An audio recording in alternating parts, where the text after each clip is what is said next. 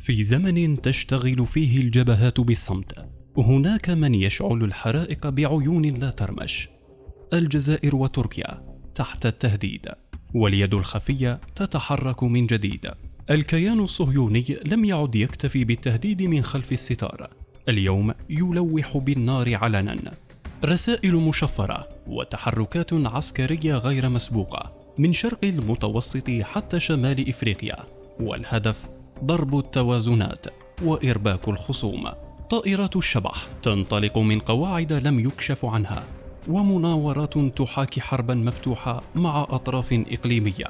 هل تستعد إسرائيل لضرب مصالح أنقرة، أم أن الرسالة موجهة للجزائر التي كسرت كل الحسابات؟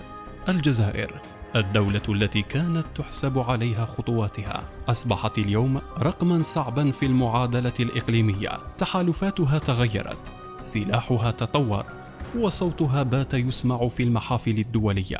عندما اقتربت الجزائر من الصين وروسيا اهتزت تل أبيب، وحين مدت يدها لتركيا ارتبك الناطو من الداخل. أما تركيا فهي الدولة التي تعرف تماما كيف تراوغ وتهاجم في آن واحد.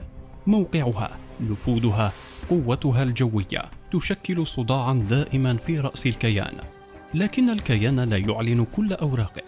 صواريخ هيتس 3، منظومات إلكترونية، اختراقات سيبرانية، ومعلومات تقول الكيان يستعد لتصفية حساباته خارج الحدود. هل اقتربت لحظة المواجهة؟ وهل الجزائر وتركيا مستعدتان لما هو قادم؟ أم أن هذه التهديدات ليست سوى فخ استخباراتي لصناعة تحالفات جديدة؟ بين العلن والسر هناك معركة من نوع آخر، معركة عقول، شبكات ومعلومات. إنه تصعيد لا يشبه ما قبله، والقادم ربما يرسم بالدم لا بالحبر. راقبوا السماء، فالخطر لا يأتي دوما من الأرض.